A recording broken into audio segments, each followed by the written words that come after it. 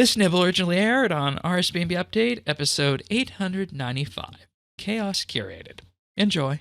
I liked that it was completely different from our existing combat system, because even though some of the quests that we have scaling bosses, I feel that you are going to have a different experience in quests. Oh, yeah. Whether you are a rich, completely kitted out big boy PVMer versus, someone who might do some PVM on the side, but, doesn't have, all the billion plus equipment out there. Oh, so you're saying this is a way to curate the experience then?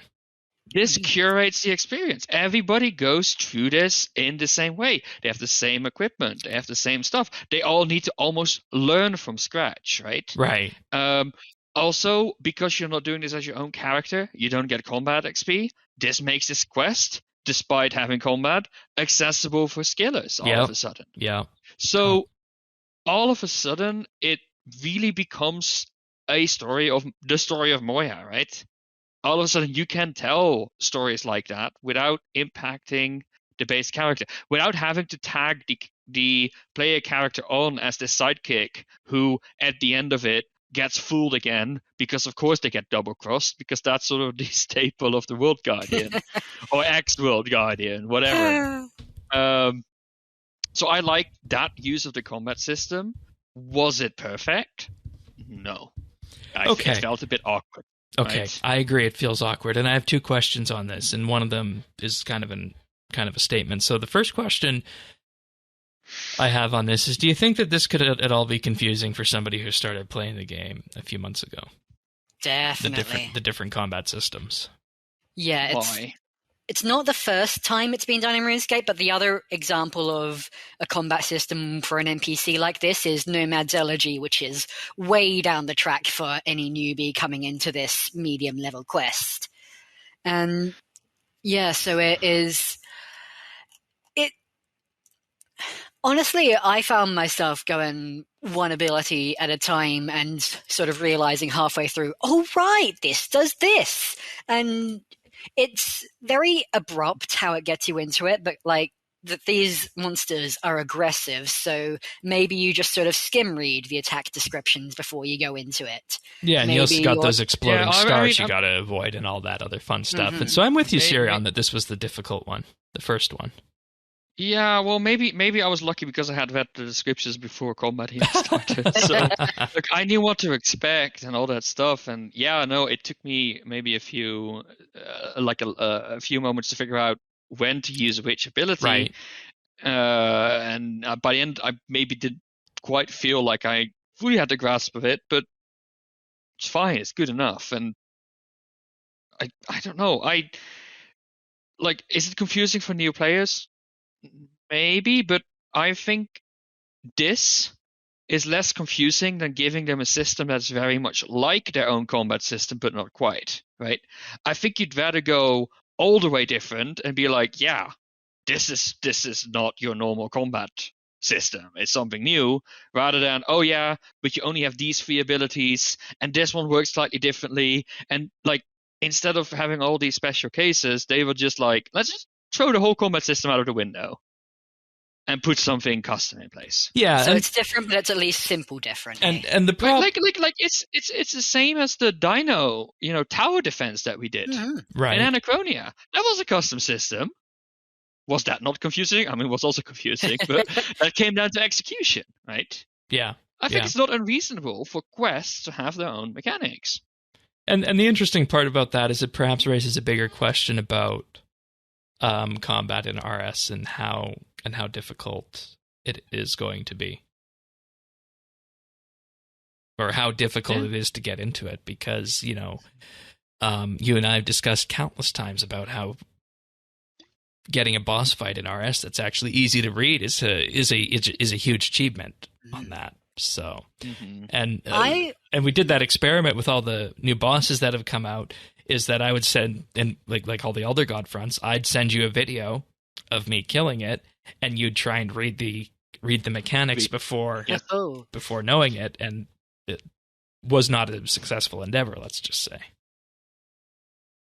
No. So And maybe this is just a wider reflection on the way RS combat works in general, and that it's just kind of sits in that weird little box. So I want to say it almost felt more like a puzzle than combat to me.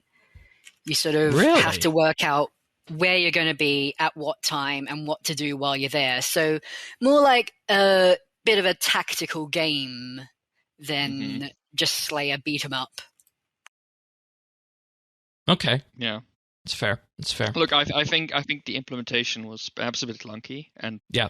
I don't mean that in any negative way, because I think it is just I mean, that's it's like the let's be RS honest. combat system, right? Exactly. It's like name one quest, like custom quest system that's not slightly clunky. Right. We're talking about Elemental Workshop or something Ooh. like that. That's clunky. Yeah. But like all of it is clunky. But that being said, it was refreshing, at least. Okay. They tried something new, and I think that is something we should consider as a positive point. Very true. And I think Fen, of Questscaping, your feedback of, let there be some escalation. I think that would have fixed a lot of this. okay. And I'll just say that when you look at other MMOs that have cookie cutter fetch quests and such, and not too much combat in their quests, having something like this that in effect curates a story-based experience like this is actually a welcome sight. And I think if you were to say, hey guys, you're going to play RS3 this week, it's double XP live, and you can treat RuneScape skilling like your idle clicker, but hey, why don't you press that pause button, take a break, and go do this quest for an hour, and you give this quest to somebody who hadn't played RS before, I think everything we talked about here would justify the decisions that were made on this. So while me, as somebody who knows the combat system quite well, really didn't like it, I think after discussing it here, looking at it from the perspective of somebody who might be new to RS, this is a good thing to do. It comes down to expectations, I think. Bingo. If you're like a PVMer and like, okay, Yep. I've killed Yakamaru, I can now kill everything, and then the game is like, I'm gonna throw a new system at you. Yeah, that's maybe you're not gonna like that. And that's the lens I was approaching it because as. all of a sudden you're no longer the cool kid on the block, because nobody is the cool kid on the block, right? Yeah. And Yeah. We're all in the same boat here.